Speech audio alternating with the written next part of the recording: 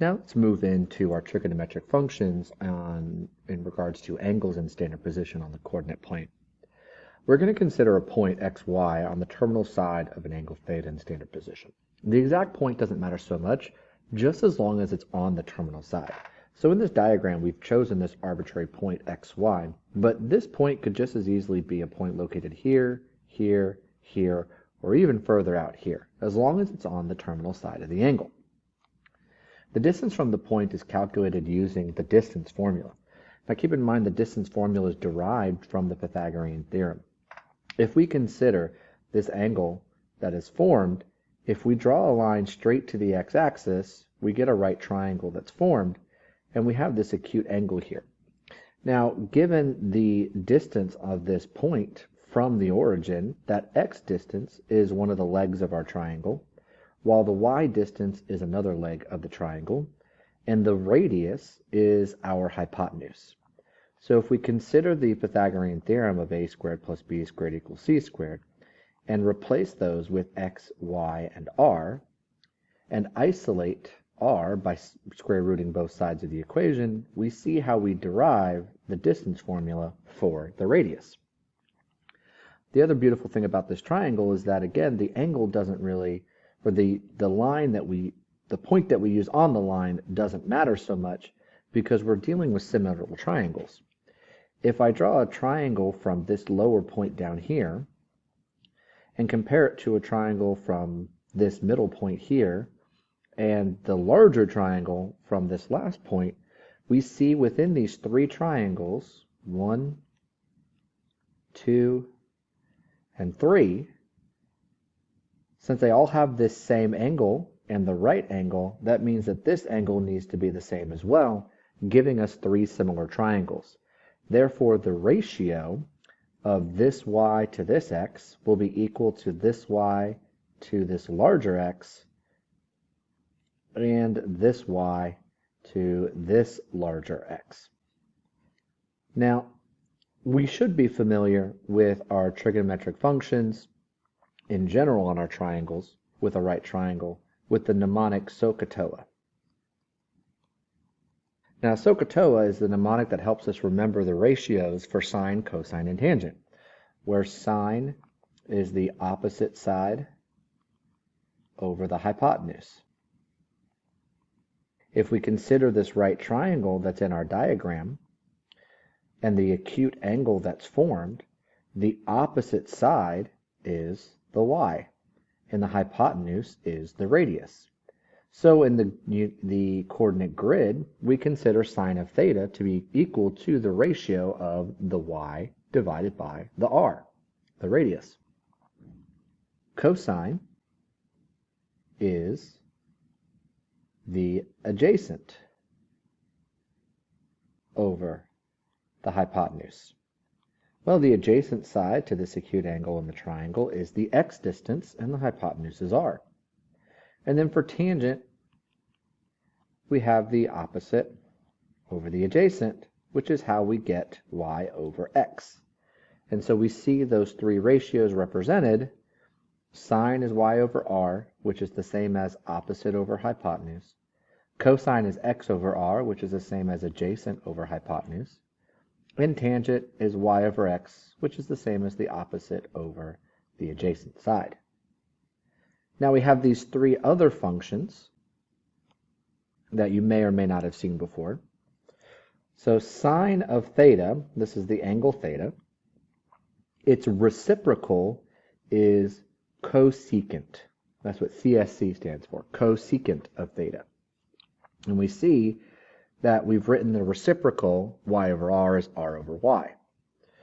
Cosine, its reciprocal is secant of theta.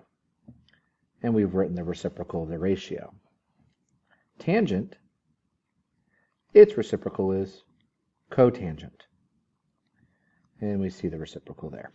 One last thing I want to mention. These are trigonometric functions.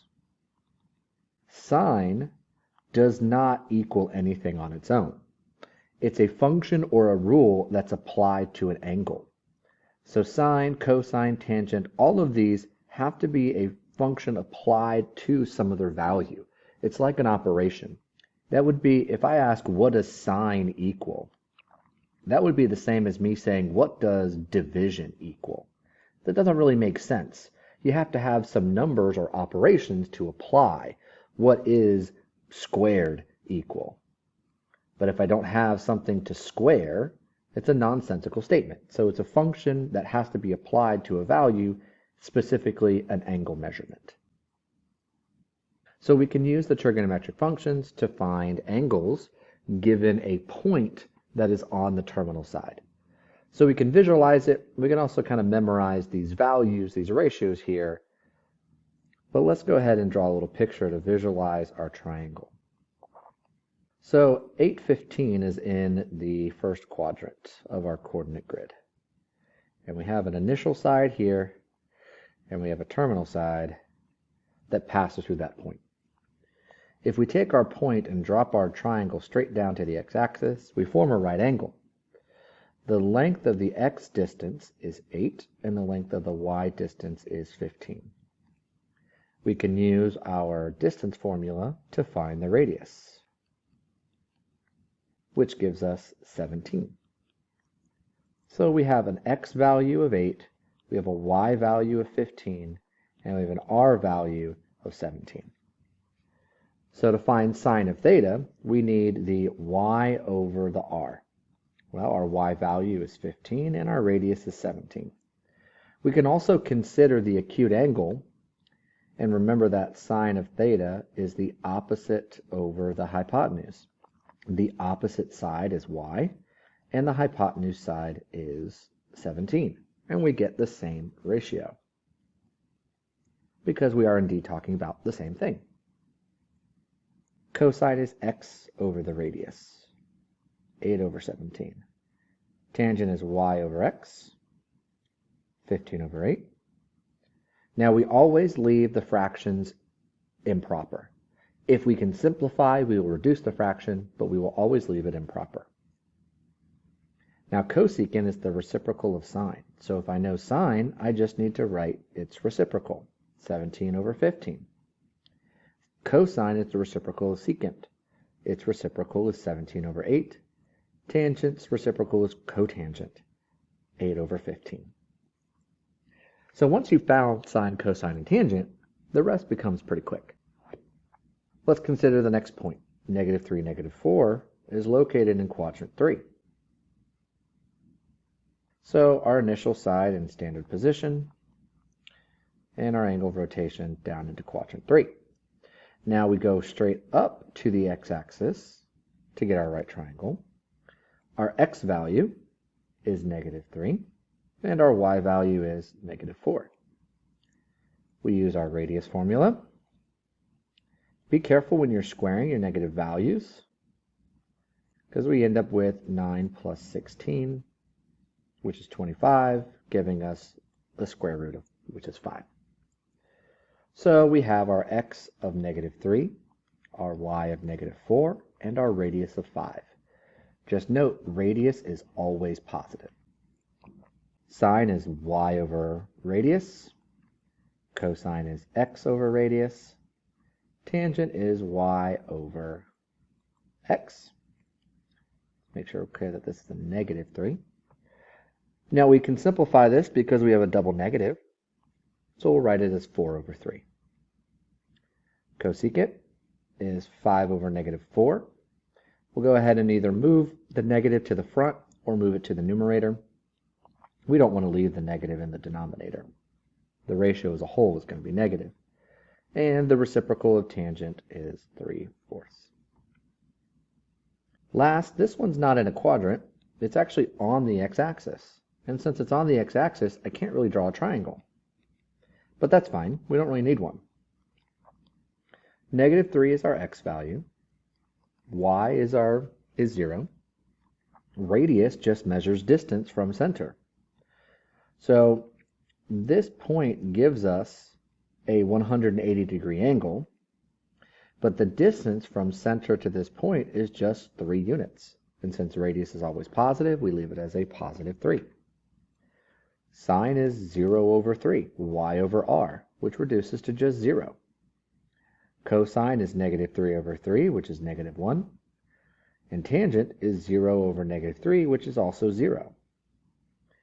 Now, since cosecant is the reciprocal, 3 over 0, that's undefined, because we can't divide by 0. The reciprocal of negative 1 is negative 1, and again, tangent will also be undefined, or cotangent. We call these types of angles quadrantal angles. They're angles that are not in a quadrant, but they're on an axis. And our quadrantal angles will always have these patterns for the trig functions, where they'll either be, all 6 trig functions will either be a 0, a negative 1, a 1, or undefined. It'll always be those options. And 2 of these functions will always be undefined.